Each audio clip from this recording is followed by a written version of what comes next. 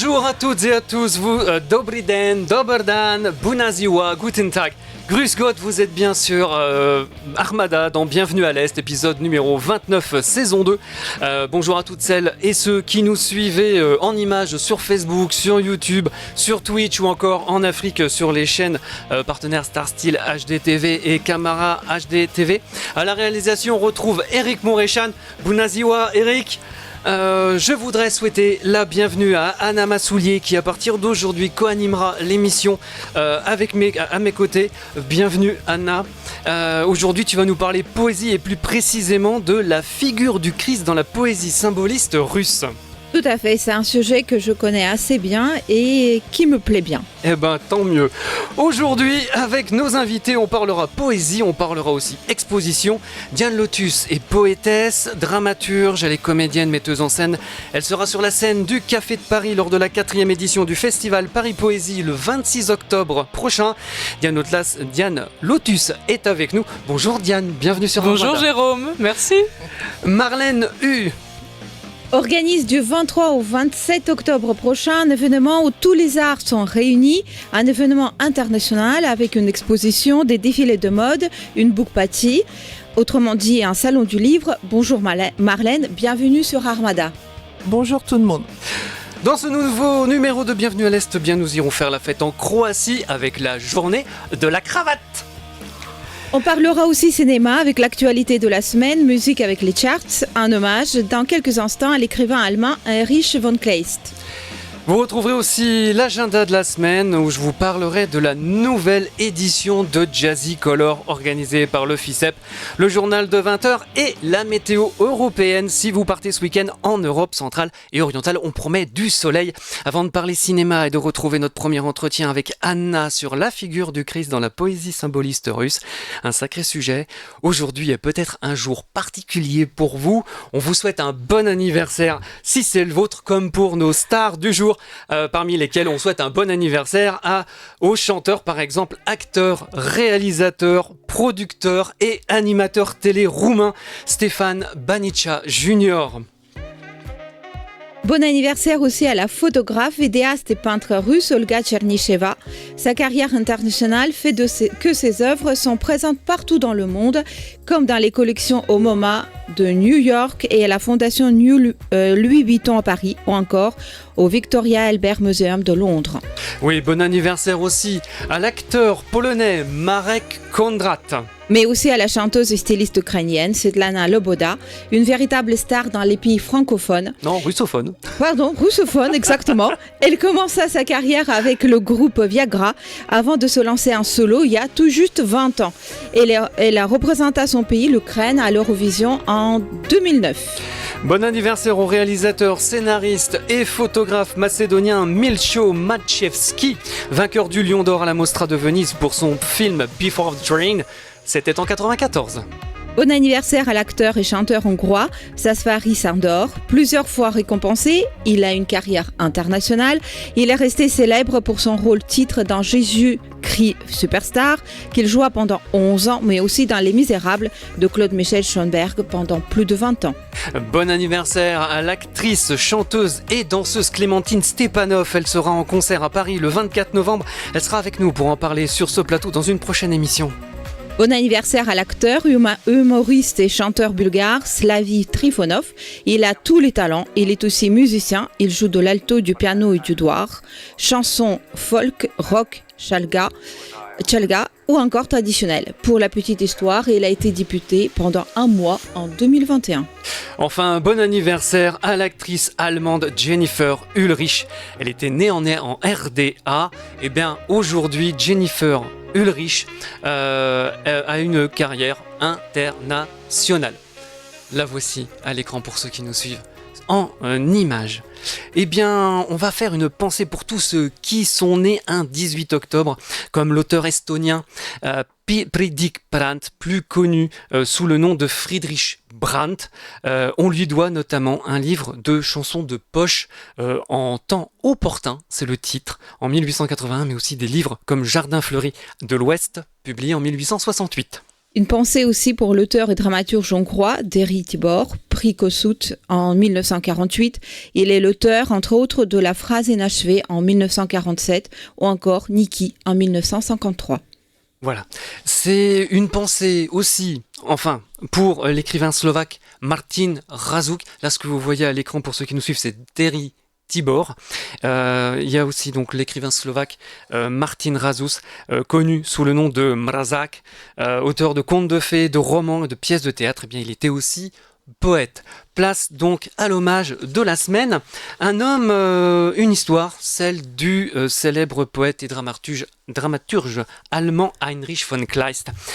Bernd Heinrich Wilhelm von Kleist, de son vrai nom, eh bien, il naît le 18 octobre 1777 à Francfort-sur-l'Oder, dans le territoire de la Marche de Brandenburg, aujourd'hui en Allemagne. Très vite, le jeune Heinrich est alors confié à un précepteur. Son père militaire meurt en 1788. Le jeune Heinrich n'a que 11 ans. La situation financière de la famille est alors difficile. Heinrich von Kleist va alors étudier à l'école de la communauté réformée française de Berlin avant de rejoindre l'armée prussienne en 1792 au grade de caporal dans le régiment de la garde de Potsdam. Il perd alors sa mère le 3 février 1793 avant de participer au siège de Mayence qui voit une victoire française, puis au blocus de Mayence le 29 octobre 1795 avec une victoire des coalisés autrichiens et allemands. Il démissionne alors de l'armée en 1799. Place aux études. Il choisit les maths et les sciences naturelles à l'université de Francfort-sur-l'Oder. En 1800, il trouve l'amour. Elle s'appelle Wilhelmine von Zeng. Il refuse de retourner à l'armée, préférant travailler comme fonctionnaire à Berlin. Et en 1801, il lit Kant. Et là, il tombe en dépression, pensant que l'idée de la vérité est inaccessible. Il écrit sa première pièce, La famille Schofenstein. Avant de se séparer de sa femme, un médecin le diagnostique mélancolique morbide. En 1803, sa pièce La famille Schofenstein est publiée, sans son nom, anonyme. Il décide de voyager. Ce sera Leipzig, Dresde, Berne, Milan, Genève, Paris. La mort dans l'âme, il brûle le manuscrit de sa nouvelle pièce Robert Guiscard et quitte Paris à pied et sans passeport pour s'engager dans l'armée française au camp de Boulogne. Mais c'est un échec. Il retourne à Paris, oublie ses projets militaires, récupère un passeport prussien et retourne en Allemagne. Malade, il reste couché pendant 6 mois. Ses amis essayent de lui trouver un travail. Il finira stagiaire à l'administration des domaines à Königsberg. Il a faim, il écrit. Déprimé par le travail, il démissionne et se consacre à l'écriture de sa pièce La cruche cassée. Pour la France, le jeune écrivain est encore un espion. Napoléon le fait arrêter avec ses amis et l'envoie au fort de Joux, dans le Jura, où il restera 1 mois avant d'être transféré. Libéré, il écrit à nouveau. En 1807, il réécrira de mémoire les 10 scènes brûlées de sa pièce Robert Guiscard, qu'il décide de terminer. En 1808, il aimerait rejoindre l'équipe de la revue littéraire Phébus, mais il est refusé par Goethe. Il a faim. La marquise d'O paraît. Sa pièce, La cruche cassée, est jouée pour la première fois. Il mange. Malgré tout, son autre pièce, La bataille d'Hermann, sera interdite de représentation. En 1810, il lance sa seconde revue littéraire patriotique, paraissant presque tous les jours, et qu'il intitule Les Abendblätter. Il écrit aussi un drame historique en l'honneur de la famille royale prussienne, les Hohenzollern, intitulé Le prince de Hombourg. C'est aussi cette même année 1810 qu'il rencontre une femme. Elle est mariée, elle s'appelle Henriette Vogel. Elle deviendra son égérie. Ils s'écrivent des lettres d'amour. Elle a 30 ans. Elle est atteinte d'un cancer. En 1811, La cruche cassée et sa nouvelle Les fiancés de Saint-Domingue sont publiées. Les Abendblätter s'arrêtent. Le succès n'est pas là. Heinrich von Kleist obtient sa réintégration dans l'armée. Il écrit ces quelques mots à sa demi-sœur, Ulrike, un jour de 1811. La vérité, je cite, la vérité c'est qu'on ne pouvait pas m'aider sur terre. Fin de citation. Avec Henriette, il se donne rendez-vous à Wannsee, près de Potsdam. Elle se sait condamnée. Heinrich tue Henriette et retourne l'arme contre lui sur sa tombe. On peut alors lire un vers tiré du prince de Hombourg. Nun, o Unsterblichkeit, bist du ganz mein. Maintenant, ô immortalité, tu es toute à moi. Heinrich von Kleist n'a pas connu le succès de son vivant. Il ne savait pas encore qu'il serait l'un des auteurs les plus adaptés du XXe siècle, que ce soit au théâtre, au cinéma et qu'un prix littéraire porterait son nom. Un immortel. Ne lâchez rien, donc. Place au cinéma. Une belle histoire, c'est un dramatique, c'est une vie dramatique, mais ça se finit très très bien. Voilà. Chronique cinéma, tout d'abord, une bonne nouvelle qui nous vient de Serbie. Souvenez-vous, il y a 2 semaines, nous recevions la réalisatrice et productrice Bojana Momirovic, l'actrice, danseuse et chorégraphe Simona Jovic et l'actrice Sarah Novak pour le film Armée. Eh bien, une nouvelle excellente, puisque cette semaine, ce film a reçu 3 récompenses au premier Monthly Film Festival à Belgrade. Simona Jovic a reçu le prix de la meilleure actrice dans un film court pour son rôle de Svetlana. Et le film Armée a reçu le prix du meilleur court-métrage ainsi que le prix du meilleur thriller. Donc félicitations à elle et puis à toute l'équipe.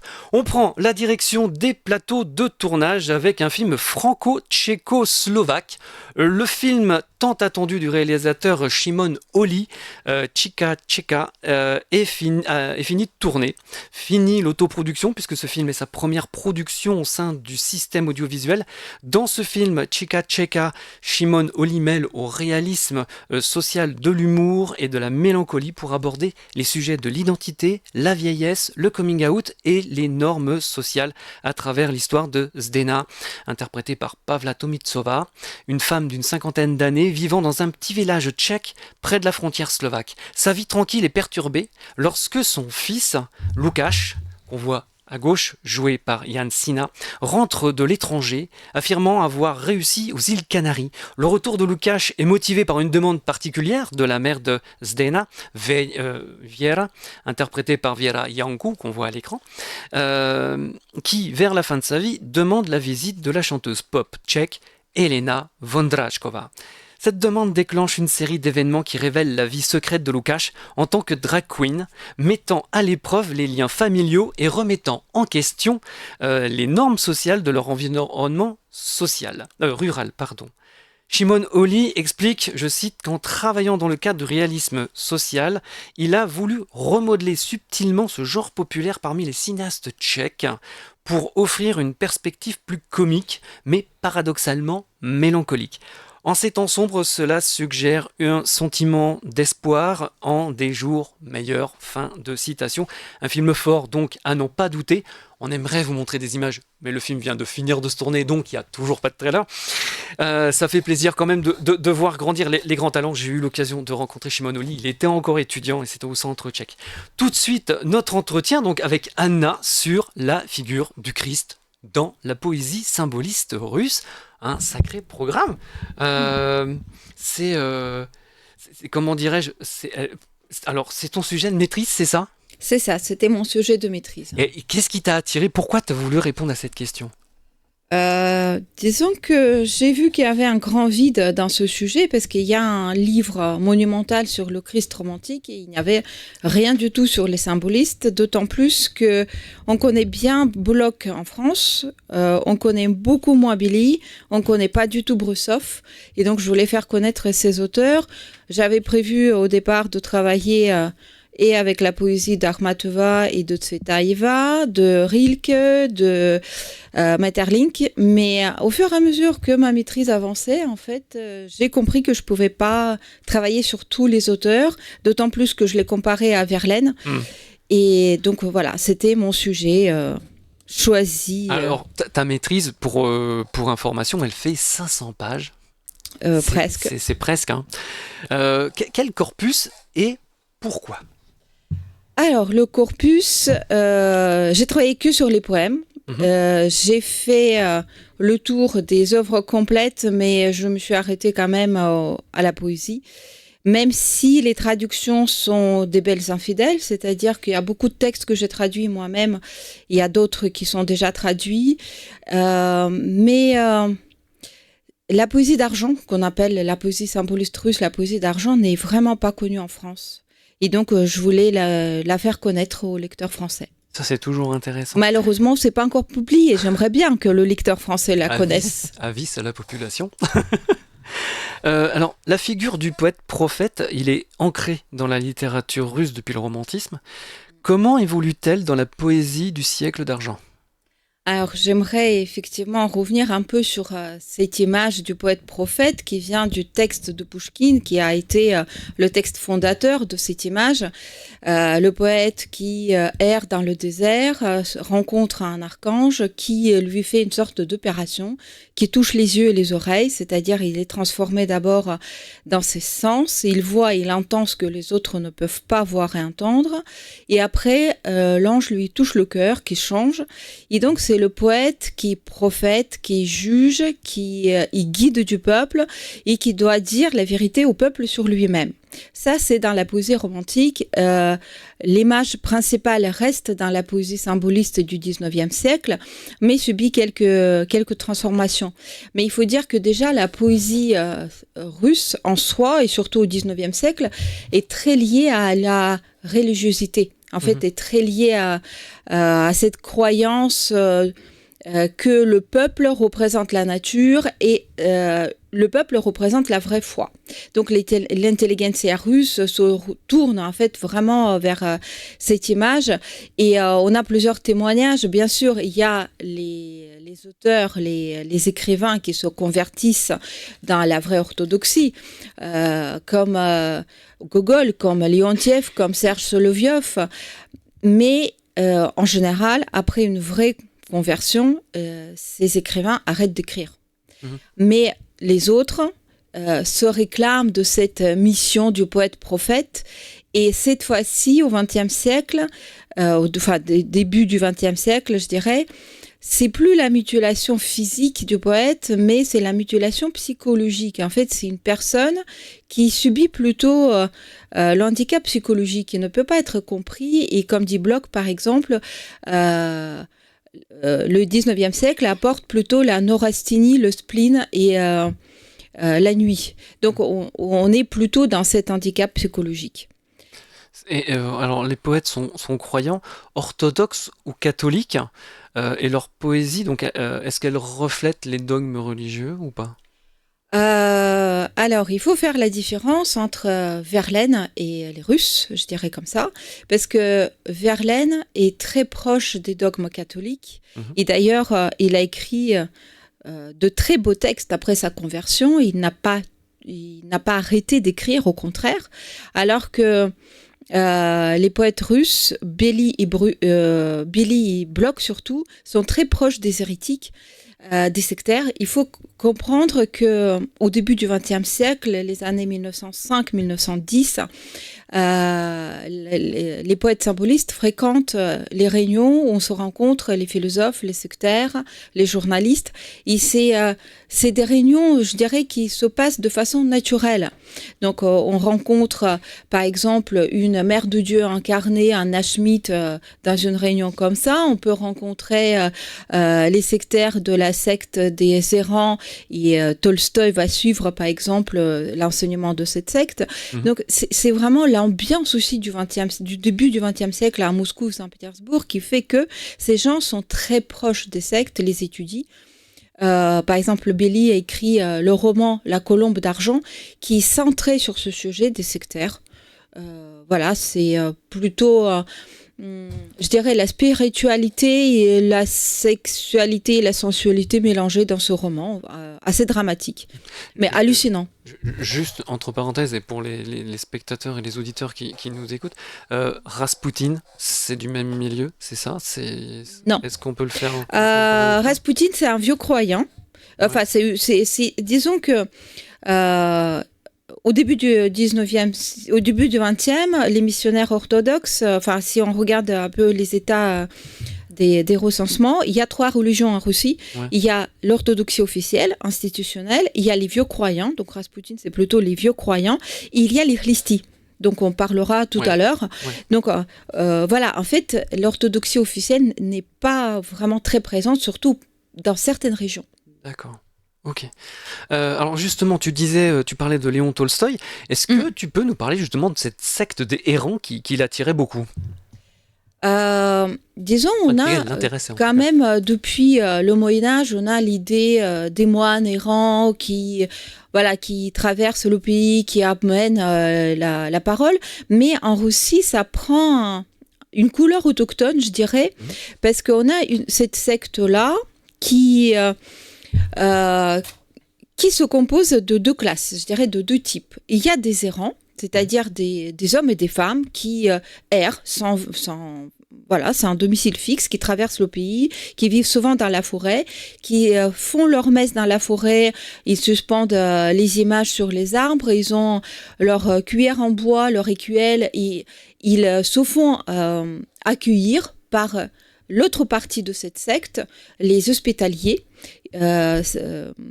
Stranna priimce, et donc on croit que seulement ceux qui abandonnent tout, n'est-ce pas, comme dit l'Évangile, abandonne ta mère, ton père et suis-moi. Et donc ces errants en fait prennent cette parole au sens premier du mot. Et on a par exemple le poète symboliste de Brolubov qui le fait, qui c'est un ami de Bloch. Donc il abandonne sa famille, son emploi, il était fonctionnaire, il quitte tout, il part, donc il erre. On a un autre poète, Kluyev aussi le fait, Panchenko aussi, et Léon Tolstoï, la veille de sa mort, donc quelques jours avant, part. Donc il part nulle part, en fait, voilà, et il irait dans la gare d'Astapavo. Voilà, c'est ça, dans la nature. Et pour l'intelligentsia russe, c'est vraiment le signal, et c'est, comme on dit, le testament de Léon Tolstoï. C'est impressionnant.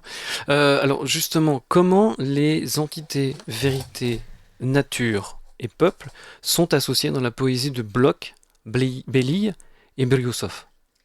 Alors, on a cette séparation, n'est-ce pas, culture et nature depuis les Lumières. Oui. Et donc, la culture ou la nature, en fonction des mouvements littéraires, du coup, on adhère à la culture ou la nature. Mais dans le symbolisme russe, bien sûr, il faut faire le retour à la nature. D'ailleurs, chez Verlaine, c'est la même chose. Il faut faire le retour à la nature, même si la nature chez Verlaine est beaucoup moins sauvage que les steppes russes. Mais donc, en Russie au XIXe siècle, il y a eu une sorte d'amalgame entre la notion de la nature et du peuple russe, de Dieu russe. On a déjà un mouvement nationaliste extrêmement fort, Dostoïevski, un des porteurs de ce mouvement nationaliste slavophile, lui qui dit que le peuple russe est particulier parce qu'il est prédestiné à la souffrance, il y a la souffrance et qu'il n'y a que la souffrance qui peut sauver. Mais quand il parle du peuple, il parle vraiment de petites gens, il parle des moujiks. Il ne parle pas comme Verlaine, par exemple, il parle de tous les Français. Quand il parle dans sa poésie du peuple à qui il s'adresse à tout le monde, alors que les symbolistes russes, pour eux, le peuple, c'est le petit peuple. Et donc, à travers cette souffrance, il y a aussi une image particulière du Christ, parce qu'en fait, les théologiens orthodoxes commencent à s'intéresser à la passion du Christ au XIXe siècle, 18e, 19e. Et donc, c'est là qu'on développe cette image de la souffrance christique. Et assez rapidement, le poète, dans la poésie symboliste de Bloch ou de Belli ou de Briousov, devient un poète crucifié. Bloch s'appelle lui-même Christ non ressuscité. Donc très régulièrement, c'est son surnom, Christ non ressuscité. Belli, par exemple, dans un de ses poèmes, demande à être crucifié de son propre gré. Bien sûr. Briousov parle des Christ dans plusieurs de ses poèmes. C'est vraiment quelque chose qui est très récurrent, cette image. Et donc, Christ ressuscité, le Christ, le peuple russe et la nature, donc du coup la nature russe, sont extrêmement liées dans cette poésie. D'accord. Et comment dirais-je, l'idée du Christ russe, la théorie de l'orthodoxie du peuple russe, donc elle se forme là-dessus. Elle se forme dessus, et justement dans la secte des Clisty, Clisty, c'est un nom que donnaient les missionnaires orthodoxes à cette secte ou les administrations. Alors que les sectaires même s'appelaient Christi, ça veut dire les Christ. Et donc, c'est une secte qui admettait la réincarnation, l'incarnation sur Terre des puissances célestes, du Dieu Père, du Dieu Christ, enfin de la Vierge Marie, des arches, des ancarges, des chérubins, etc. D'accord. Et donc, il y avait plusieurs communautés, Ouais. et dans chaque communauté, on avait des puissances célestes incarnées. D'accord. Et alors, l'opposition de Paul Verlaine, parce que Paul Verlaine, rien à voir. Ah bah c'est un catholique dogmatique, très pur, je dirais, parce que pour lui, il y a la dogme, le salut par le Christ, l'Eucharistie, etc. Lui, au contraire, il parle de la débauche, par exemple, de Paris. Il dit que les Français ont oublié Dieu et effectivement, il faut aller vers le Christ pour être sauvé. Et par exemple, le Russe disait qu'il y a deux psychologies. Il ne parle même pas d'idéologie ou de croyance, on parle de la psychologie du sang. Donc, c'est-à-dire que le croyant orthodoxe, enfin orthodoxe au sens large, je ne sais pas catholique ou orthodoxe, qui croit qu'on est sauvé par le Christ et par, l'Eucharistie. Et la psychologie de révélation, et pour les Russes, c'est la secte des Christi. D'accord. Alors, le poète, si on comprend bien, le poète s'identifie donc au Christ. Exactement, complètement. Par exemple, je vais lire d'ailleurs un poème, un extrait de Bloch. C'est il n'y a pas de nom à ce poème, donc c'est dans le recueil de poèmes. Quand le bourreau d'une main rigide m'a enfoncé le dernier des clous, quand au-dessus du plomb des rivières, dans un air grisâtre et déjà froid, face à ma patrie rude et sévère, le vent me ballotte sur la croix. J'en peux plus d'être sur la croix. Mais vas-tu amarrer ton esquif au sommet où on m'a crucifié? Après, par exemple, Billy, comme je disais, qui demande d'être crucifié lui-même. Revêtez-moi de pourpre, que les épines s'enfoncent dans mon front, couronnez mon front des épines perçantes, crucifiez-moi, crucifiez. Je sais, vous avez soif de mon sang, je suis cloué à la croix, je meurs. Une larme se fige sur ma joue. Eh ben. Donc on remarque donc la crucifixion, la couronne d'épines, le manteau pourpre, tous les attributs du Christ. C'est récurrent. De la passion, exactement. Des stigmates, tout ça, c'est pareil. Exactement. Et donc cette secte de Christi, qui existe depuis le XVIIe siècle, c'est créé par...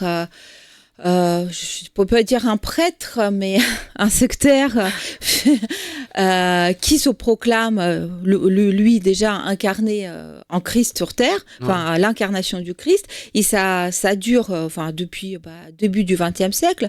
D'ailleurs, les marxistes se sont intéressés à cette secte parce que la secte pratiquait une sorte de communisme.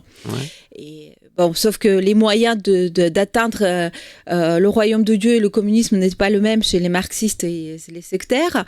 Et ce qui est intéressant dans cette secte, c'est d'abord cette incarnation, mais après le deuxième dogme, vraiment la pierre angulaire, c'est la séparation de l'âme et du corps. Et pour être sauvé, il faut bien sûr...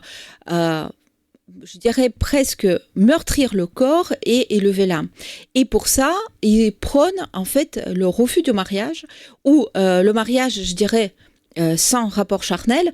Par exemple, quand on lit les procès-verbaux des sectaires, on voit que les juges et les médecins des tribunaux sont étonnés que, par exemple, les femmes des Christi sont vierges après plusieurs années de mariage. Et après, une des versions de cette secte, mais vraiment radicale, c'est les castrats. En France, en Europe, on les appelle plutôt les castrats, mais les spécialistes les appellent les mutilés.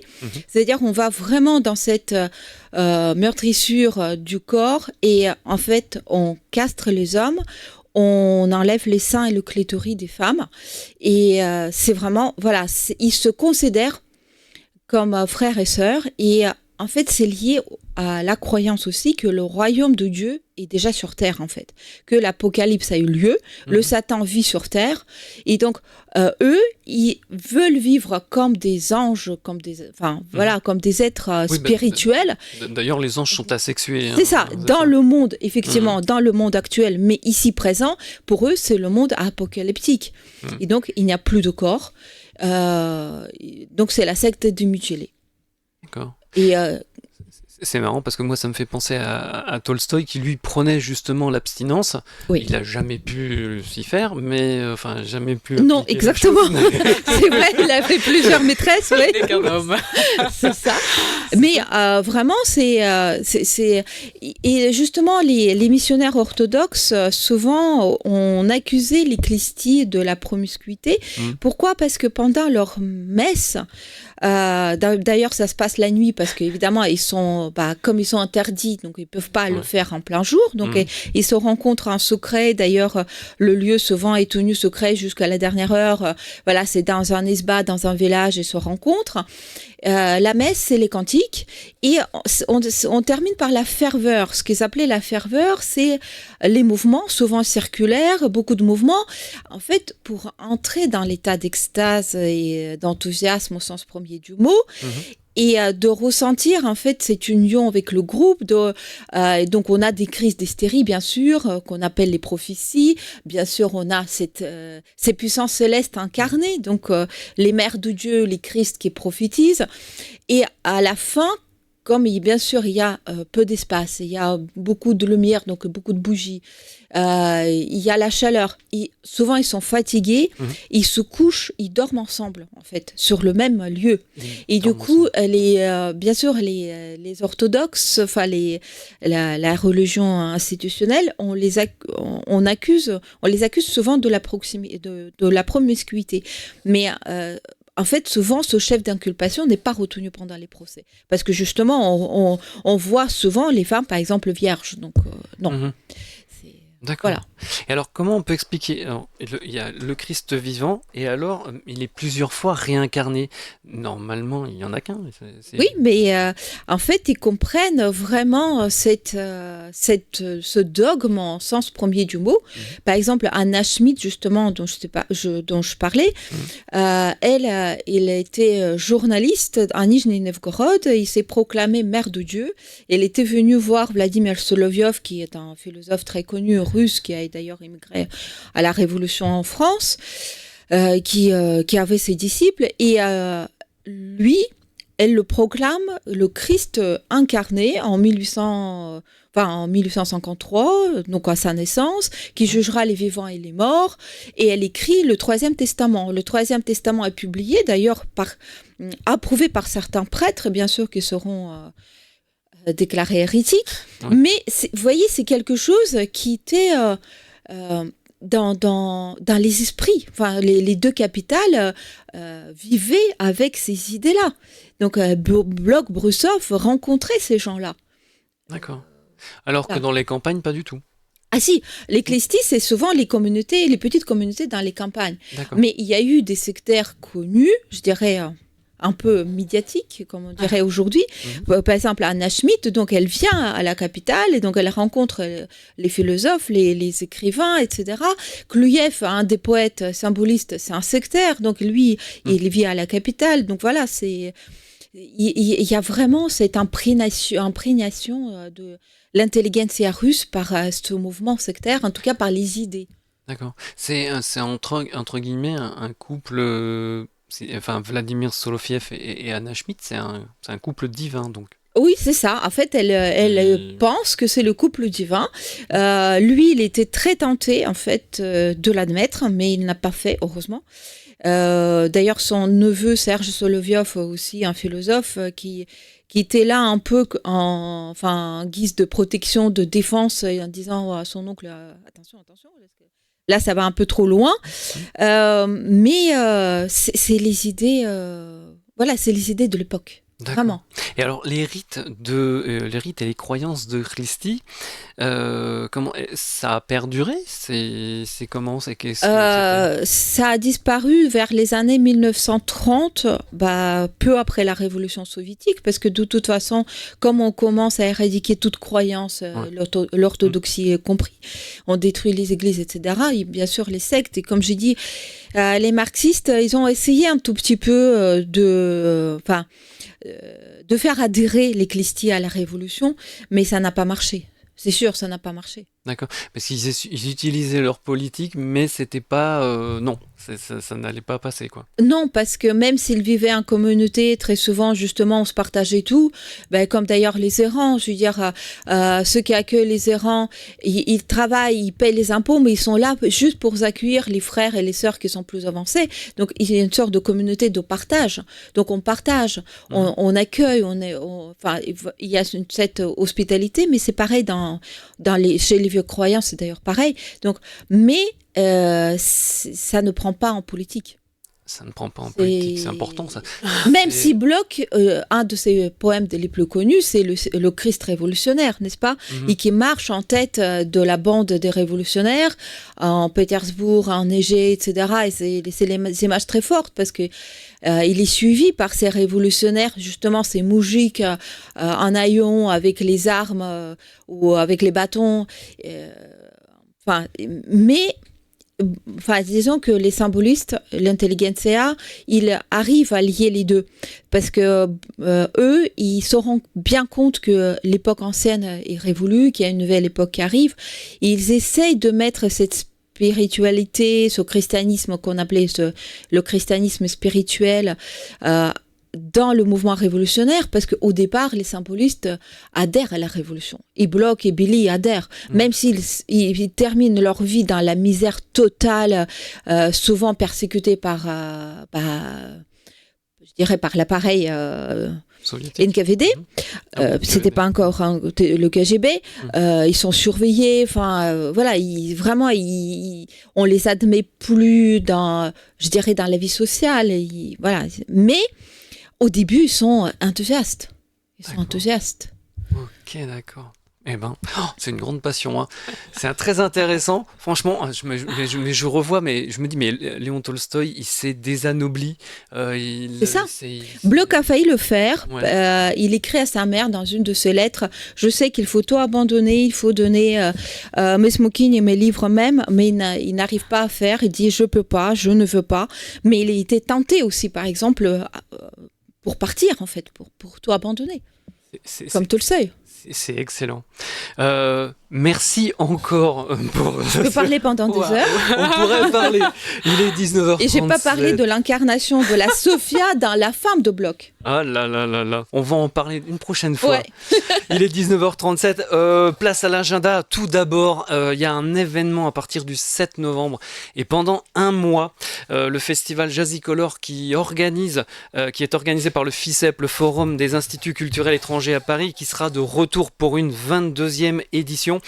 Chaque année, et ce depuis 2003, le festival Jazzicolor réunit le meilleur du jazz international à Paris.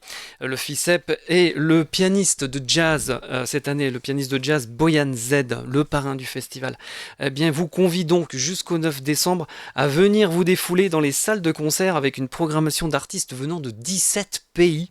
Les mots d'ordre, c'est la rencontre, l'échange et le partage. Donc rien de mieux. Boyan Z, lui, il ouvrira ce festival le jeudi 7 novembre au Centre culturel coréen qui se trouve 20 rue La Boétie. Dans le 8e, il y a 20 concerts qui vont suivre derrière. Parmi eux, on peut citer le mercredi 13 novembre à l'Entrepôt, célèbre salle dans le 14e ou combien, où se produira le quartet slovaque Martin Valiora Quartet, avec chez nos amis serbes, ce sera le 16 novembre au Centre culturel de Serbie, en face du Centre Pompidou, avec le concert gratuit de Jelena Jovovic Quintet le samedi 23 novembre.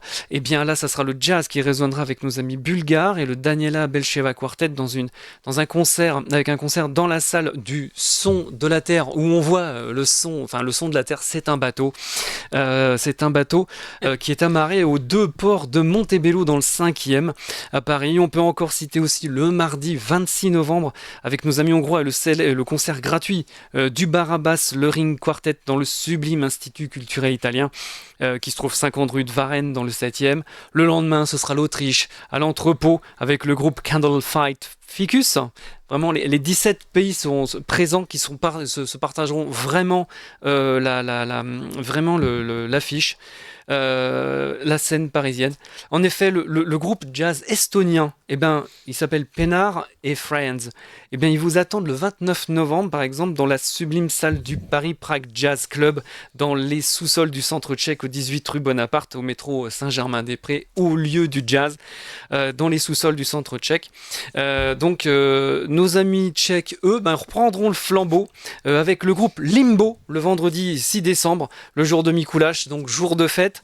Le lundi 9 décembre, la 22e édition du festival Jazzy Color, ça va se clôturer dans un endroit merveilleux. C'est un concert, il y aura un concert avec l'immense pianiste polonais Leszek Mogier, dans le cadre sublime de l'ambassade de Pologne, qui se trouve donc dans l'hôtel de Monaco. Alors, je ne sais pas si tu as vu à quoi ressemble l'hôtel de Monaco, Ah oui. Mais rue Saint-Dominique, dans le 7e arrondissement. Je ne sais pas si on a une photo. Voilà, c'est l'hôtel, on dirait l'Élysée. Vous aurez donc des étoiles dans les yeux et vos oreilles seront enchantées. Et puis, pendant les vacances, il y aura d'autres événements avec des expositions, mais aussi un moment de recueillement. Le 1er novembre prochain à Paris, l'association des volontaires tchécoslovaques en France vous invite aux cérémonies du souvenir en mémoire de ceux morts pour la France et pour notre liberté. À 11h, ce sera en présence des autorités militaires slovaques et tchèques avec un dépôt de gerbes devant le monument des volontaires tchécoslovaques dans l'allée des Nations au cimetière du Père-Lachaise, métro Gambetta, et à 18h, ce sera sous l'Arc de Triomphe, métro Charles de Gaulle Étoile, ô combien. Il est 19h41, on va parler de la fête, on va faire la fête, parce que c'est important de faire la fête, c'est important de s'amuser, et Oui. Le dicton du jour. À la Saint-Luc, la pluie du vallon fait de la neige sur le mont. Aujourd'hui, 18 octobre, c'est la journée mondiale de la ménopause. La ménopause, du grec méno, monstru et pause, arrêt, appelé aussi âge climatérique. Et c'est à l'arrêt donc du cycle ovarien, le symptôme le plus visible étant l'arrêt définitif des règles. Aujourd'hui, 18 octobre, il y a une grande date, 18 octobre 1912, ce jour-là où la Serbie, la Bulgarie, le Monténégro et la Grèce se sont coalisés contre l'Empire ottoman, ce jour qui marquera la première guerre balkanique et qui s'achèvera par le traité de Londres avec l'indépendance de l'Albanie, la libération du joug ottoman sur la Macédoine et enfin la Crète qui intégrera le territoire de la Grèce. Non, aujourd'hui, 18 octobre, place à la paix et à la mode, place à la journée internationale de la cravate.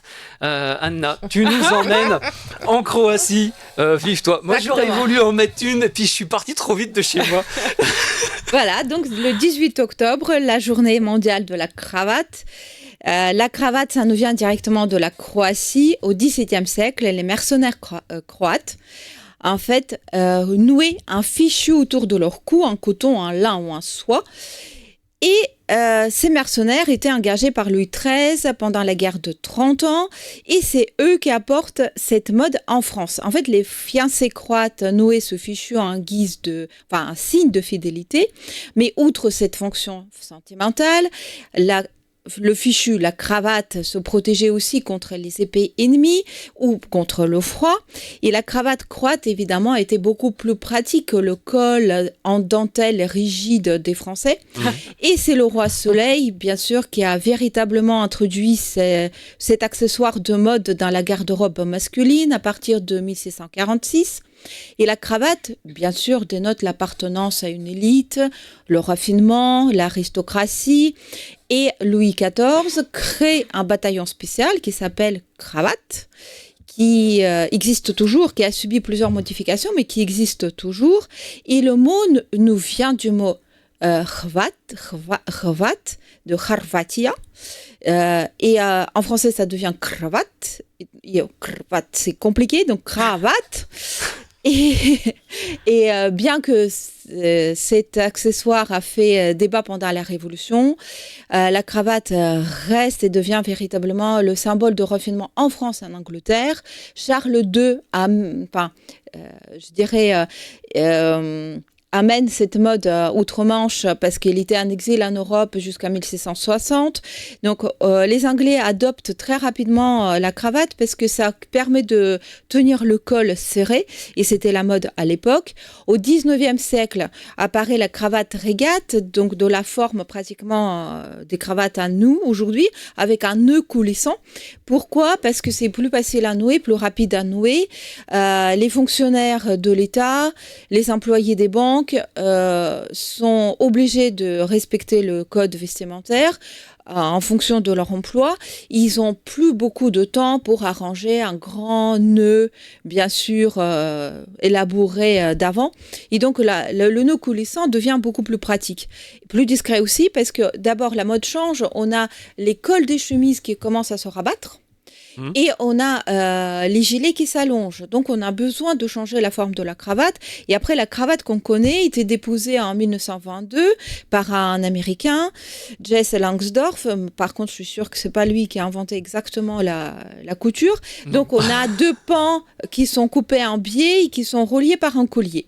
Donc, voilà, et la cravate régate a remplacé, bien sûr, le jabot, la cravate, le nœud papillon.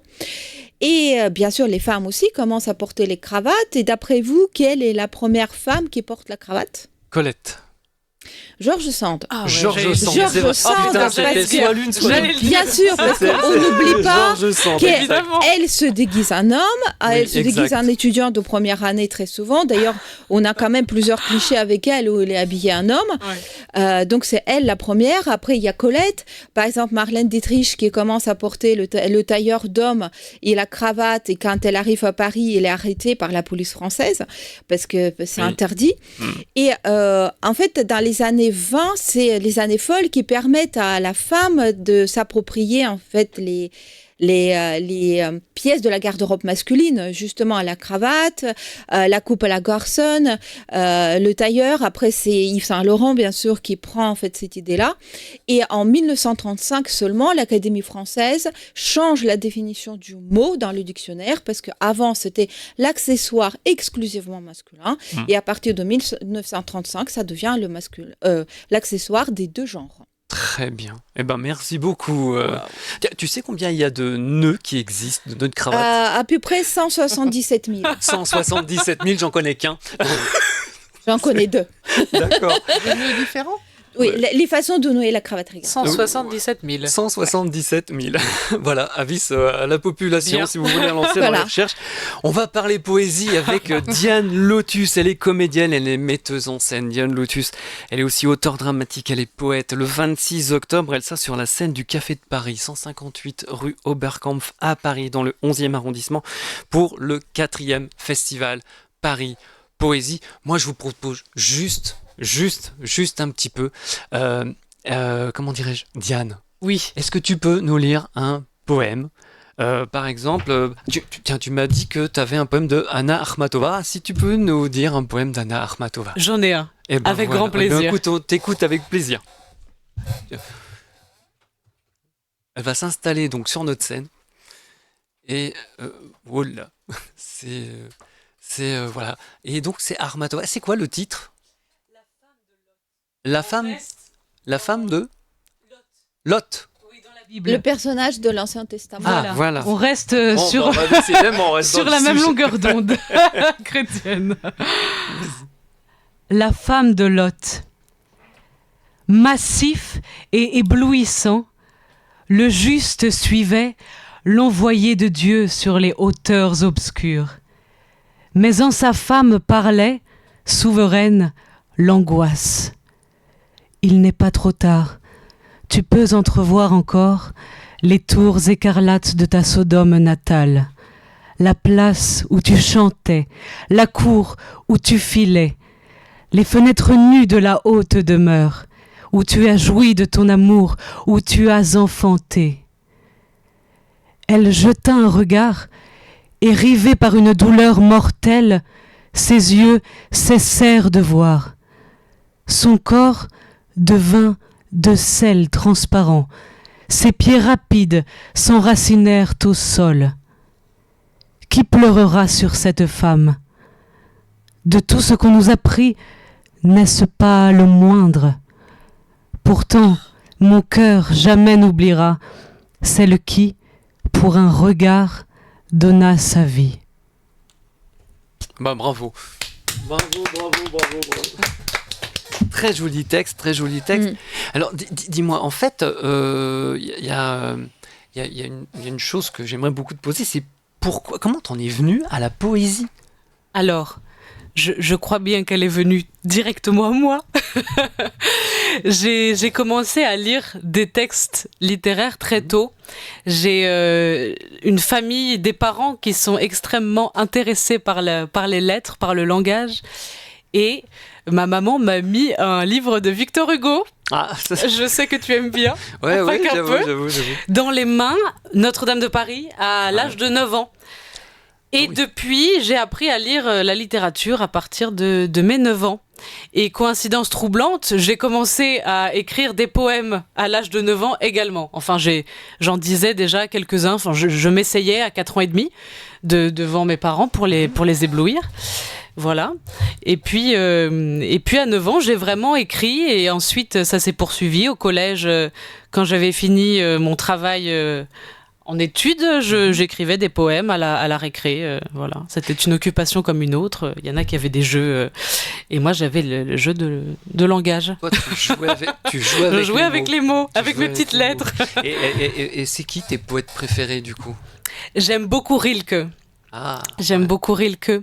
J'aime immensément des poétesses qu'on ne connaît pas beaucoup, qu'on reconnaît maintenant. Marie-Noël, Anna de Noailles, qui est avec moi. Anna de Noailles. Que je vais vous lire après. J'aime beaucoup Éluard. En fait, il y a énormément de genres. Hugo, bien sûr. Mais le problème, c'est que quand je lis Hugo, je pleure tout de suite. Donc, je préfère m'arrêter. Voilà, me restreindre un petit peu. J'aime vraiment beaucoup Desnos aussi. Voilà, beaucoup. Desnos, beaucoup. Apollinaire. Il y en a beaucoup. Emily Dickinson, Émilie Brontë. Voilà, le tour du monde. Le tour du monde est le tour du fait. monde.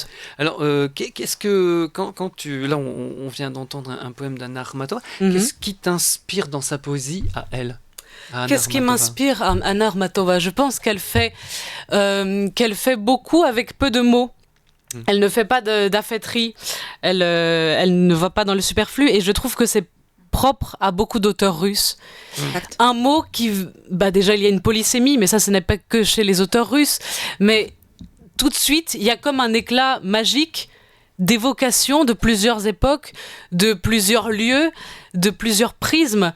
Et je trouve que c'est assez fabuleux. Mais c'est propre aussi à la langue russe. Exact. Un mot en renferme plusieurs sens. Exactement, et c'est pour ça c'est très très difficile de traduire du russe et encore plus de la poésie parce que c'est impossible. C'est impossible de traduire vraiment en français parce que c'est effectivement cette polysémie, ce jeu sur le son n'est plus possible. Exactement, tout à fait. Et on ne peut pas s'imprégner suffisamment de la poésie russe à moins de la lire en russe. Oui, exactement. Oui. Alors, pour ça, il faut apprendre le russe. Voilà, mais heureusement tout s'apprend et à tout âge. Exactement. Alors, le 26 octobre, tu vas être sur la scène de la 4e édition du festival Paris Poésie au Café de Paris. On va voir l'affiche. Comment ça va se dérouler ? Eh bien, c'est Geneviève Guevara qui organise l'événement et qui a proposé à 18 poètes professionnels, si l'on peut dire, auteurs, interprètes ou non, ou des gens qui sont tout simplement amateurs dans le sens premier de poésie, qui aiment réellement. Et nous aurons 2 musiciens, dont un joueur de lutte. Donc c'est formidable, on va voyager aussi avec l'instrument dans d'autres siècles. Et il y aura 10 minutes de poésie par personne. Et les gens vont dire leurs propres poèmes. Et j'ai été invitée par ma chère Geneviève à dire 10 minutes de ma poésie inédite. C'est donc de 11h à 16h, donc voilà. C'est dans la journée. 10 minutes, mais c'est de la création, c'est de l'inédit en fait, c'est ça ? Oui, c'est ça. Et c'est très bien parce que c'est tout à fait relié pour moi à l'image de la poésie, c'est le temps présent. Et le temps qui fuit, mais qui se fige un instant dans l'air, le son qui se fige un instant dans l'air, et puis qui s'éteint, mais il reste une sensation un petit peu obscure, toujours une forme d'enchantement d'avoir entendu le mot et d'avoir imaginé en même temps. Ouais. Moi, ce que j'aime bien, c'est quand tu utilises les mots, tu parles d'entendre, tu parles de voir. Et Oui. moi, je vois Geneviève Guevara qui définit la poésie comme la poésie, je la cite, hein, la poésie est une des manifestations du beau, elle transcende, elle sublime, elle est multiple, elle est unique, hein. Elle est aussi musique, elle nous suit. C'est magnifique. Voilà, il y a 18 poètes, poétesses. Diane Lotus, allez l'écouter, c'est un vrai bonheur.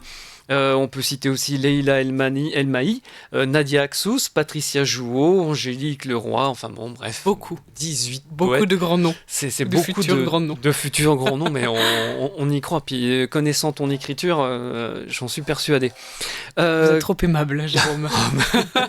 Non, mais c'est vrai. Si, avec rien que les 2 pièces que tu as écrites, on sent qu'il y a le rythme, c'est ciselé, chaque mot est choisi, c'est impressionnant.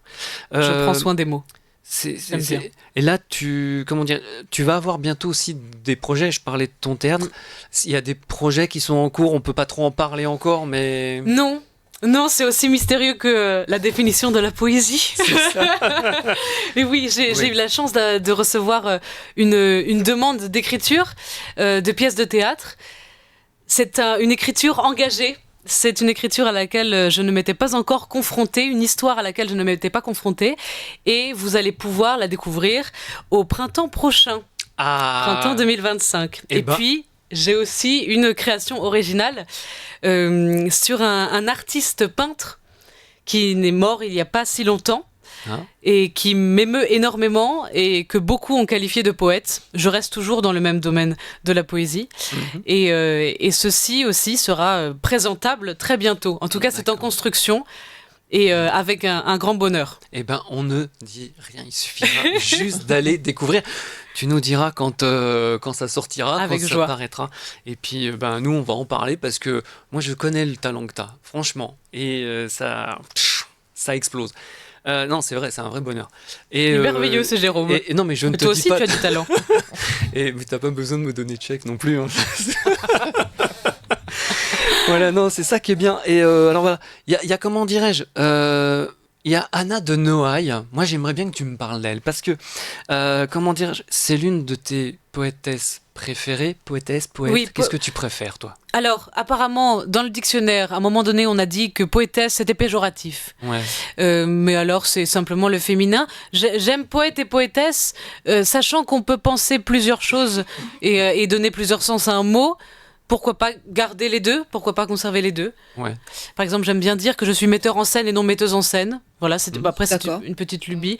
Mais parce que la mise en scène étant déjà un petit cercle, si en plus on met des metteuses en scène dedans, pour moi, ça fait vraiment trop de petites matrioshki. C'est ça, Des c'est petites ça. poupées russes qui se mettent les C'est unes dans ça. les autres. C'est ça. Donc voilà, Alors- et poète, c'est le grand mot. Ouais. Et Bon. qu'est-ce qui t'attire chez elle? Anna de Chez Noailles. Anna de Noailles. Mais tout, c'est magnifique.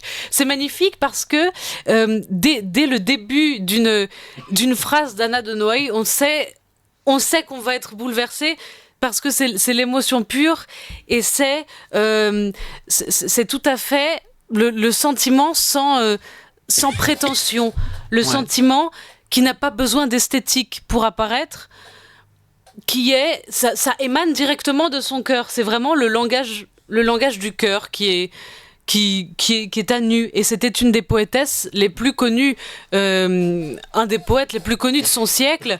Et on a malheureusement ensuite perdu son nom. On l'a oublié. Elle est On l'a complètement oublié. tombée dans l'oubli. Et alors, c'est pour vous dire, c'est que cette édition, voilà, la publicité de la maison d'édition, c'est ressorti en 2022. C'est sorti en 2022. Donc voilà, c'était il y a 2 ans, alors qu'elle existe depuis un bon bout de temps. Et ce recueil que j'ai avec moi est sorti, a été publié en 1901. En 1901. Voilà. Et D'accord. c'était une grande amie de Proust qui assistait à tous ces dîners. Elle était extrêmement louée, voire adorée. Elle était très attendue. Elle avait beaucoup d'amis en politique, etc. Voilà. Elle parle directement au cœur pour revenir à ce que je pensais d'elle.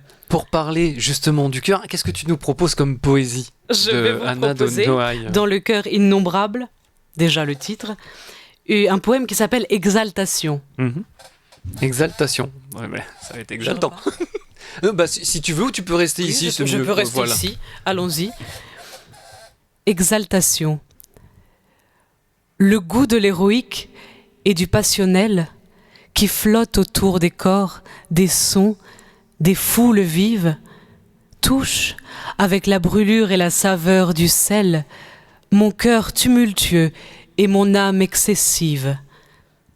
Loin des simples travaux et des soucis amers, j'aspire hardiment la chaude violence qui souffle avec le bruit et l'odeur de la mer. Je suis l'air matinal d'où s'enfuit le silence, l'aurore qui renaît dans l'éblouissement. La nature, le bois, les houles de la rue m'emplissent de leurs cris et de leurs mouvements. Je suis comme une voile où la brise se rue.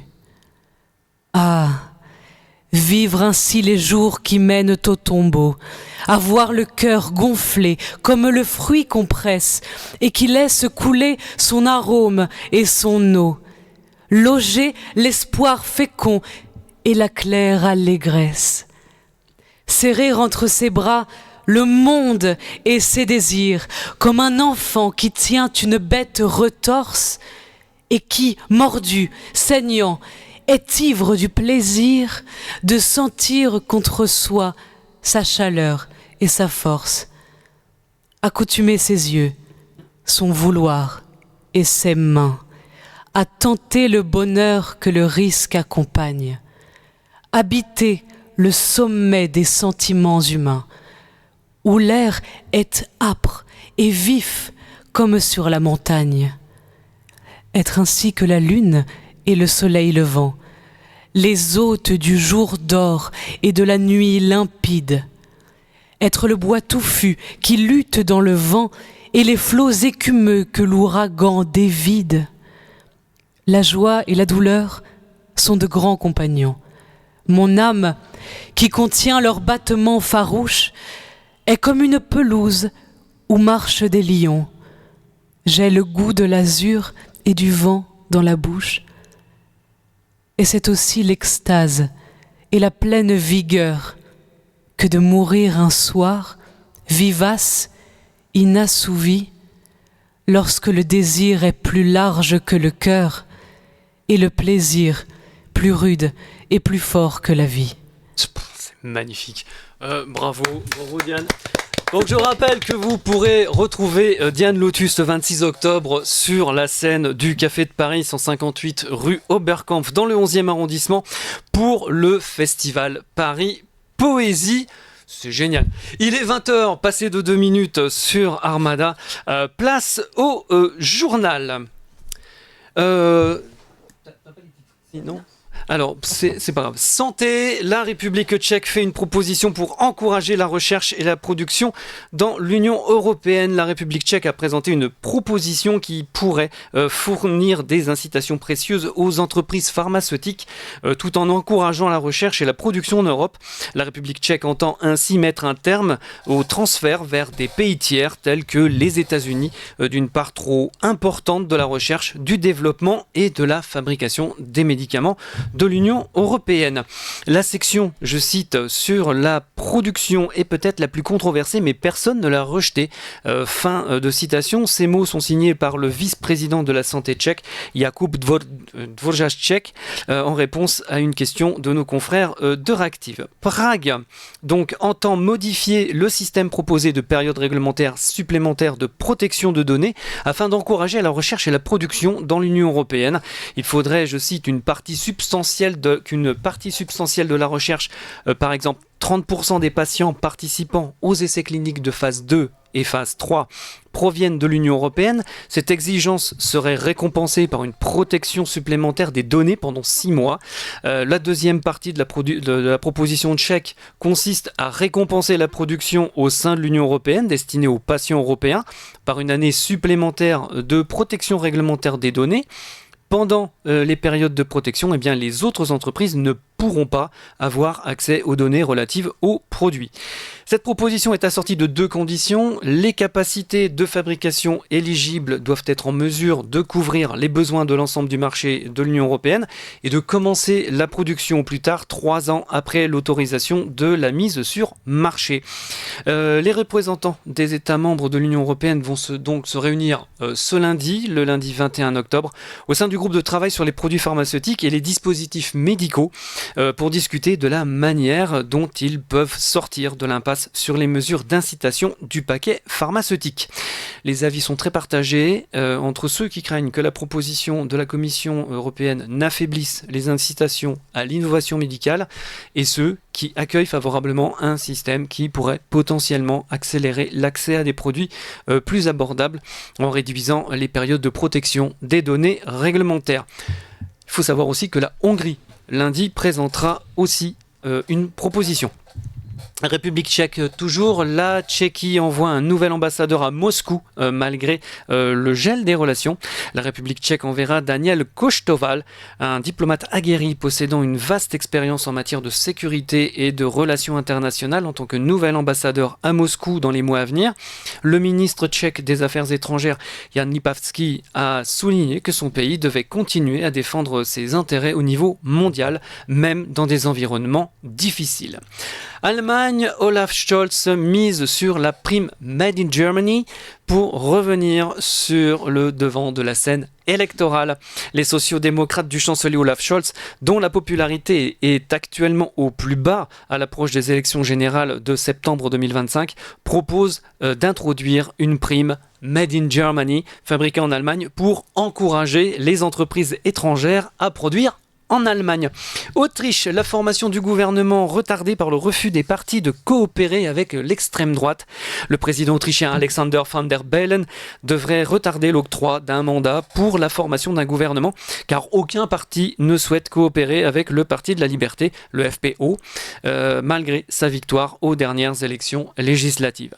Moldavie, plus de 300 personnes ont été formées à l'étranger pour déstabiliser la Moldavie, selon les autorités de l'État. Selon les déclarations de la police moldave et du service de sécurité et de renseignement, le SIS, ainsi que le bureau du procureur dans un communiqué commun. Il paraît que, alors, d'après ce qu'ils disent, des citoyens moldaves ont été entraînés à Moscou, ainsi qu'en Bosnie et en Serbie, y compris par des combattants du groupe Wagner pour, je cite, déstabiliser la Moldavie. Affaire donc à suivre. La Commission européenne veut utiliser des fonds européens non dépensés pour aider les agriculteurs victimes de catastrophes naturelles. Selon un projet de texte consulté par nos confrères d'Euractiv, l'exécutif de l'Union européenne va autoriser les États membres à utiliser les sommes non dépensées du Fonds européen agricole pour le développement rural, le FEDER, pour soutenir les agriculteurs, les propriétaires forestiers et les petites et moyennes entreprises agroalimentaires touchées par des événements climatiques extrême. Enfin, Ukraine, le président de l'Ukraine, Volodymyr Zelensky, veut que l'Ukraine rejoigne l'OTAN. Hier, le président ukrainien Volodymyr Zelensky a exposé son plan de victoire, entre guillemets, aux dirigeants de l'Union européenne réunis à Bruxelles pour le sommet du Conseil européen. Il a notamment insisté sur un point en particulier, l'importance pour Kiev d'obtenir une invitation à rejoindre l'OTAN, l'organisation du traité de l'Atlantique Nord. Le Premier ministre hongrois Viktor Orban a été le seul à rejeter ouvertement le plan ukrainien, le considérant, je cite, plus qu'effrayant. A noter que jusqu'à présent, aucun des principaux pays occidentaux de l'Alliance n'a publiquement soutenu une invitation rapide de l'Ukraine à rejoindre l'OTAN. En effet, une telle avancée nécessiterait la validation unanime des 32 membres de l'organisation politico-militaire. Place maintenant, il est 20h08, à la météo. Et alors, la météo, c'est vraiment sympa parce que ça sent le soleil. Si vous partez ce week-end en Europe centrale et orientale, sachez que ce week-end sera vraiment bien. C'est le week-end. Samedi matin, l'Europe centrale et orientale sera sous le soleil avec un petit voile nuageux de l'Allemagne au nord, jusqu'au nord de la Croatie, en passant par la République tchèque, la Slovaquie, la Hongrie et le centre de la Serbie. On attend cependant quelques gouttes de pluie dans le sud de la Croatie, sur le bord de mer, vraiment. Côté température, elles seront fraîches, de 1 degré à Minsk jusqu'à 9 degrés à Zagreb, 3 degrés à Vilnius, 4 degrés à Riga, 5 à Varsovie et à Budapest, 6 degrés à degrés à Bucarest, en Roumanie. Dans Budapest, ils ont 5 degrés. 6 degrés à Sofia, 8 degrés à Prague et à Bratislava. Il fera plus doux à Berlin avec 11 degrés. Samedi après-midi, les nuages envahiront l'Allemagne et l'Ukraine. Partout ailleurs, eh bien, samedi après-midi, ce sera du beau temps. On voit la carte. Seul le bord de mer croate sera sous la pluie. Côté Mercure, ça variera de 9 degrés à Kiev et à Minsk, jusqu'à 19 degrés à Berlin, 10 degrés à Vilnius, 11 degrés à Riga, 13 degrés à Varsovie et Bucarest, 14 degrés à Budapest, 15 degrés à Bratislava et Zagreb, 15 degrés à Novi Sad en Serbie, 16 degrés enfin à Prague et à Sofia.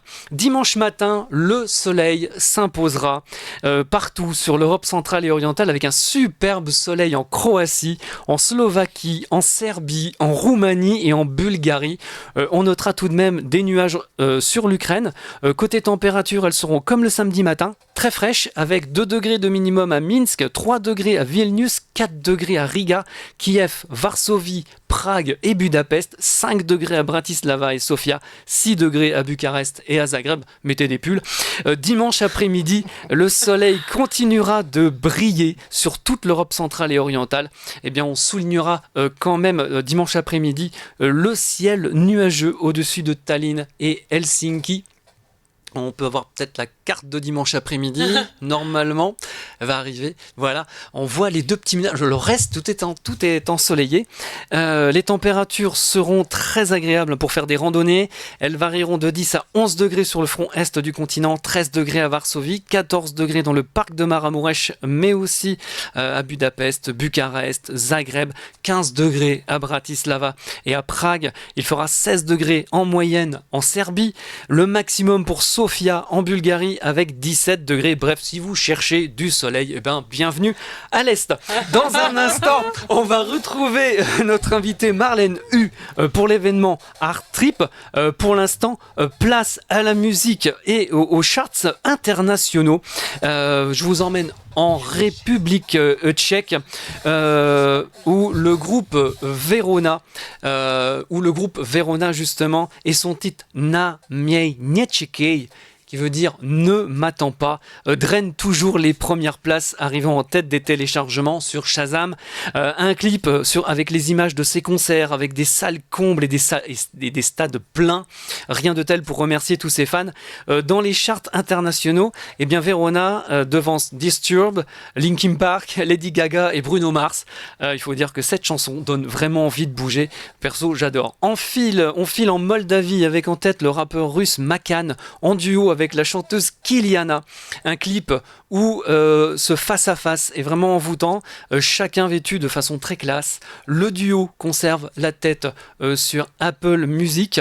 Il faut dire que 4 des singles de Makan, que ce soit en solo ou en duo, sont dans le top 10 international, laissant Weeknd et Playboi Carti et leur titre Timeless à la 4e place.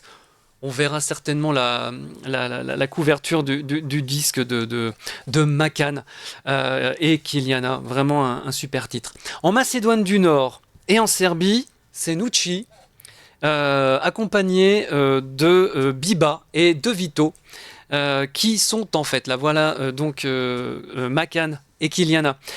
Qui chante avec Kiliana. En Macédoine du Nord, donc je disais, et en Serbie, c'est Nucci qui est accompagné de Biba et de Vito qui sont en tête avec leur titre IIAA.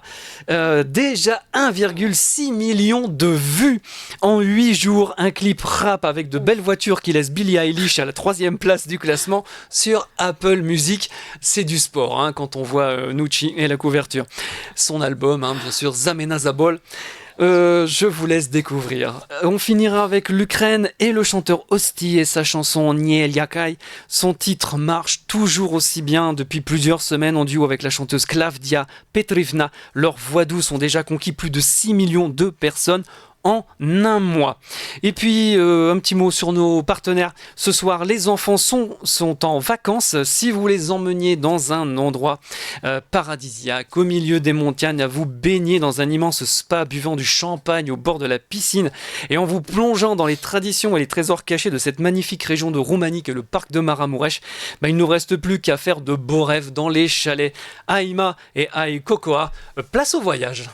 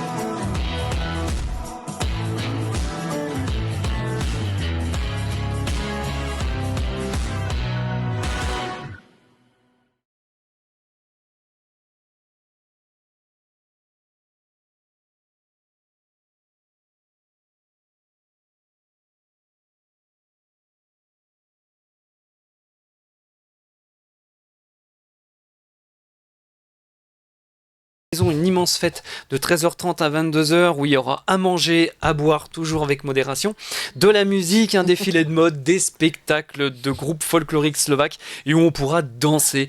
J'aurai d'ailleurs le plaisir d'animer cette journée, donc j'ai hâte. Bientôt, je vous donnerai plus d'infos. Ah bah oui. Ça promet, hein. On va passer tout de suite. Elle est artiste plasticienne et fondatrice de la galerie itinérante Art Trip. Le prochain événement se déroulera du 23 au 27 octobre prochain à l'atelier Gustave, 36 rue Boissonnade. On voit l'affiche à l'écran à Paris, dans le 14e arrondissement. C'est métro Raspail. Encore bonjour et merci d'avoir accepté notre invitation. Marlène, première question. Pourquoi Art Trip pour celles et ceux qui ne te connaissent pas? Art Trip, c'est parce que je loue des espaces dans différents endroits, donc c'est voyager, d'où le terme Art Trip. Ce sont mes filles qui ont trouvé le terme. Nous avons travaillé ensemble. Et quand je dis voyager, on a déjà été à Vienne, en Autriche, on a déjà été à Bratislava. En Slovaquie. Merci, en Slovaquie. Et j'ai été aussi en Suisse, à Genève. Ah, magnifique ville, hein. Genève, oui, c'est très sympa. C'est très beau. Oui, c'est la Suisse.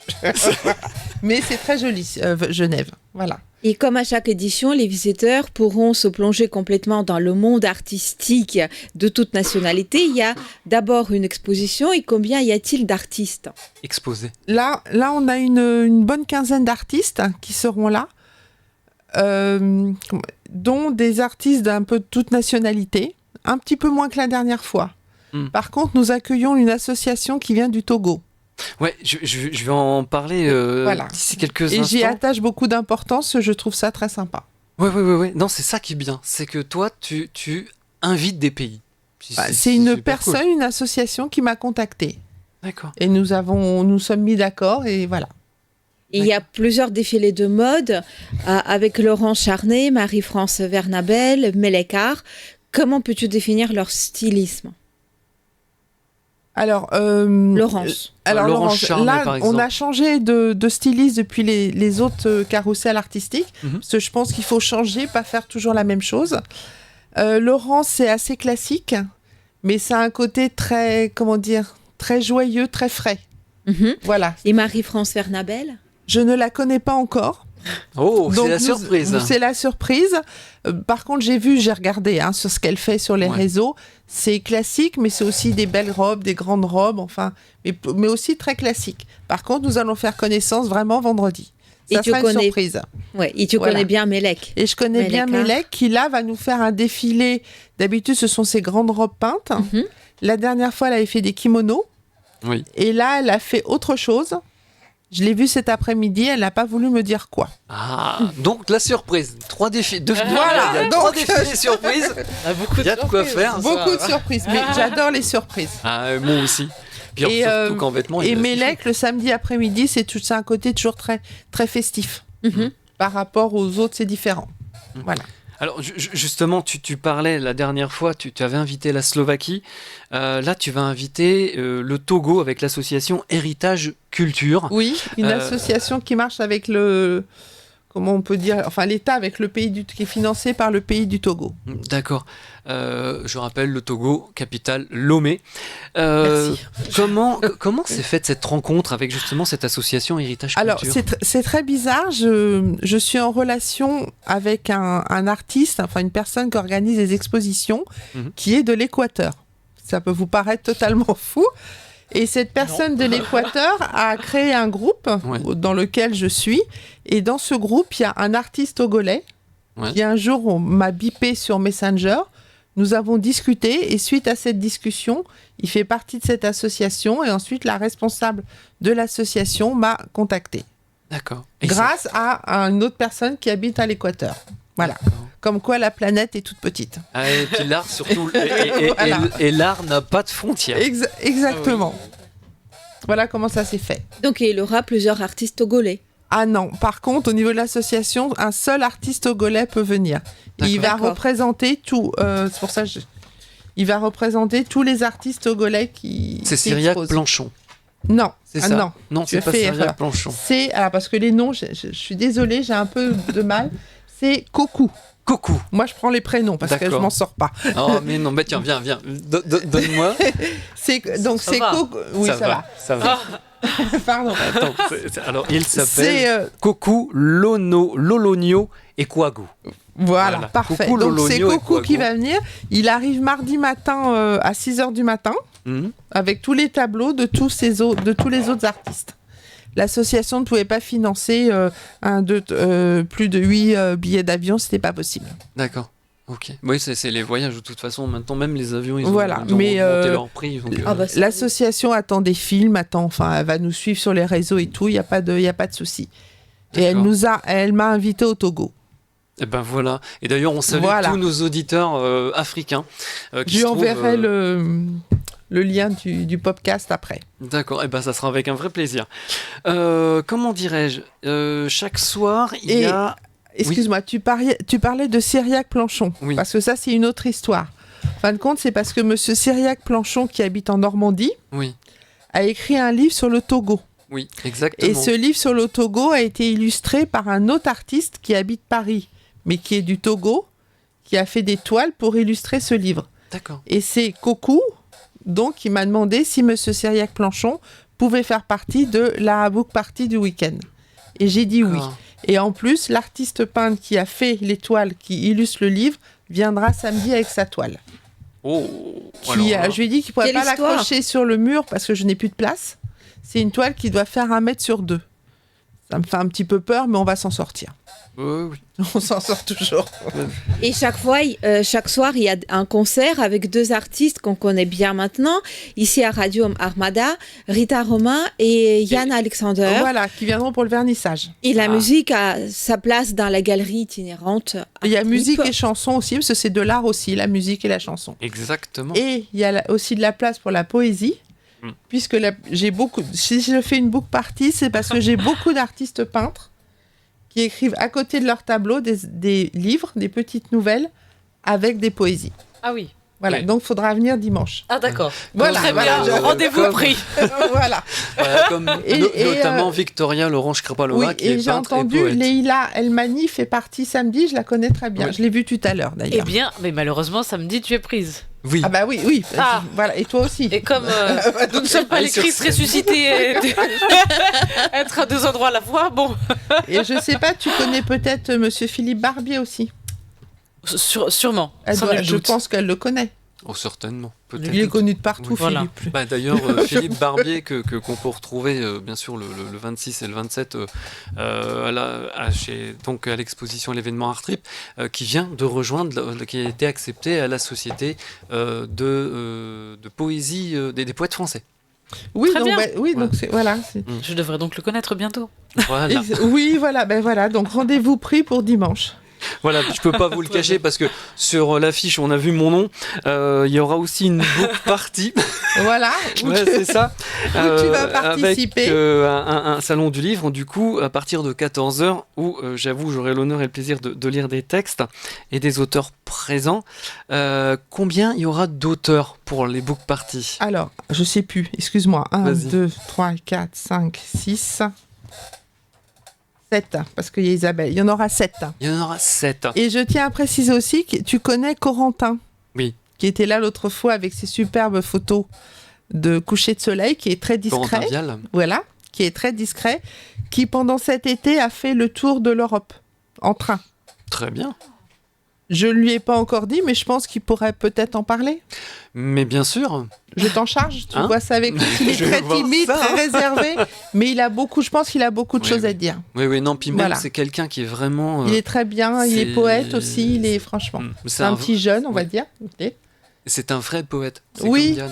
C'est un vrai poète. Donc, faut venir dimanche. Et il y C'est aura du coup tous les genres, du roman à la poésie. Voilà, le seul auteur qui fait que des romans, c'est Noji Ben, qui chante aussi.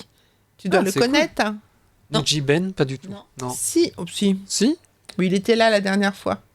Ah, alors on n'a pas dû se croiser parce qu'il y a tellement... Si, des tu as fois, lu ça- des exemples c'est de la ses foule. livres. Et lui, il a fait que... Lui, c'est juste un livre.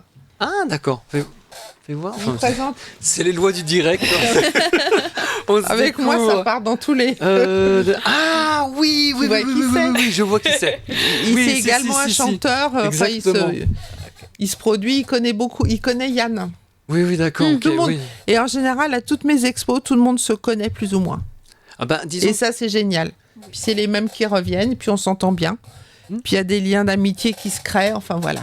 Et puis il y a des fois, il y a des Super. nouveaux qui arrivent. C'est quelque Oui, chose. il y a toujours des nouveaux, d'autres qui reviennent après, enfin voilà. Bah écoute, il est 20h25. Et je peux juste dire une dernière chose. Ah, mais on Et en peut. ce moment, je suis en pourparlers avec une personne. Il y aura peut-être une opportunité d'aller exposer en Chine. En Chine. Oui, en Chine. Et peut-être en Suède.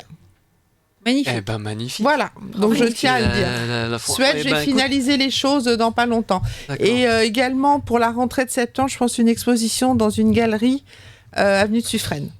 Avenue de Suffren, donc dans le 7e, si je ne m'abuse. Je sais jamais Oui, les... oui. Oui, C'est c'est ça. ça, C'est ouais, ça, dans avenue le de 7e. Suffren. Et on retournera à l'espace Gustave la première semaine d'avril. Avec, je tiens à préciser, un défilé Mhm. par un styliste, donc je dirais pas encore le nom, mais un défilé très spécial. Faudra venir. Il faut- Formidable. Il faudra que je revienne pour qu'on en parle. Alors Et quitte à le faire venir. Eh ben il faut. Ouais, Voilà. il faudra. C'est voilà, allez-y. Franchement, allez voir les défilés. Alors là, à première vue, il y a 3 défilés qui se profilent et que on ne sait pas. C'est du secret. Et alors, on m'a dit, parce qu'à chaque fois j'oublie, quand il y a le vernissage et tous les soirs, Ouais. il y a un buffet qui est fait. Oui. Et il y a 2 personnes, mon compagnon et un ami Patrick, Ouais. qui font le punch. Ah, c'est bien. C'est eux qui font le Exact, punch. je me rappelle, oui. Alors Voilà. s'il y a du punch. Et à chaque fois, ils me disent, on parle pas de nous, donc là, voilà, je l'ai Alors, fait. voilà. C'est À vrai, voir avec c'est nous. vrai. Alors, On arrive. C'est important. Hein Voilà. C'est Mais- important. Ça- J'avoue que Voilà. le punch, Oui. le punch C'est met déterminant. de l'ambiance. Oui. Bon, c'est un punch très léger. Hein. Oui, Ah, mais, bon, en plus. voilà. Mais de la toujours, chance. à boire avec modération. Voilà. Ils assurent tous les deux ce qu'on appelle le bar dans la salle d'en bas. Et bon, Voilà, à boire toujours avec modération, bien Oui, entendu. bien sûr. Et puis voilà. Et les enfants boivent du jus d'orange. voilà. C'est- Ou des vers de poésie. Ou des vers de Voilà, poésie, que exactement. dire, bien sûr. Et puis alors là on peut s'enivrer. On peut s'enivrer de De poésie. vin, de poésie ou de vertu. Ah, c'est Baudelaire. c'est Baudelaire. Oh là là. Oh Ah oui, là Baudelaire avec le spleen. T'en Évidemment. parlais Tout à l'heure, Tout magnifique. se rejoint. Tout se rejoint. Tu vois comme quoi on a fait le oui, tour oui. aujourd'hui. Oui. Mais complètement. C'est génial. Complètement. Et tout à l'heure, Franchement. on a pensé, on a parlé de la musique et il y avait, dans ma tête, la musique avant toute chose. Évidemment, du coup, Verlaine, Oui, voilà, on fait le tour. Et j'ai Exact. C'est très oublié- fort. Et j'ai oublié Ah. Eric Katz, Hmm. qui, avec les lampes de métal d'alcôve, Oui. qui refera une démonstration de montage de porte-clés. Exactement. Il est noté sur l'affiche. Les clés. Les clés du paradis. Les clés Non, du paradis. Les clés des clics. Oui, je sais plus. Enfin Les bref. clés des Ouais. clics. Moi, je lui ai dit que c'était les clés du paradis. On parlerait des heures avec nos invités, je vous jure. Merci beaucoup d'avoir accepté notre invitation. Merci beaucoup Merci. à Diane Lutus. Je rappelle, le 26 octobre, la 4e édition du festival Paris Poésie au Café de Paris, 158 rue Oberkampf, à Paris, dans le 11e. Merci beaucoup Marlène Hu. L'événement Art Trip qui se déroulera du 23 au 27 octobre prochain à l'atelier Gustave, 36 rue Boissonnade à Paris dans le 14e, métro Raspail. Merci Anna, bravo pour ta première. Merci Jérôme, merci Eric pour la réalisation, merci beaucoup à Rabat Baloul pour la confiance, merci à nos partenaires, merci beaucoup d'être de plus en plus nombreux à nous suivre. Pas d'émission, là, pas d'émission, bienvenue à l'Est la semaine prochaine et pour cause, je serai sur scène le 20 à Créteil, le 23 à la Maison de la Poésie, le 26 et 27 octobre à l'atelier Gustave. On se retrouve le vendredi 8 novembre avec une émission spéciale Ivan Tourganiev. Nous aurons le plaisir de recevoir Madame Paulina de Moni, administratrice chargée de la recherche scientifique au musée européen Ivan Tourganiev de Bougival et aussi responsable des éditions Tourganiev. Nous parlerons aussi musique avec le chanteur, compositeur, guitariste Mike Glebov qu'on a vu déjà ici. Et ça sent le showcase. Oh là là, oui. Dans un instant, vous avez rendez-vous avec Claude Alexis et l'émission Le Fil de l'Avenir. Retrouvez-nous toute la semaine sur la page Facebook de l'émission Bienvenue à l'Est. Vous y retrouverez les podcasts, les anniversaires, les expositions, les clips qui viennent de sortir et encore plein de choses. On vous souhaite de bonnes vacances. À bientôt dans Bienvenue à l'Est. Sur Armada. Pensez à rire, c'est le plus important. On se retrouve au théâtre. Ciao.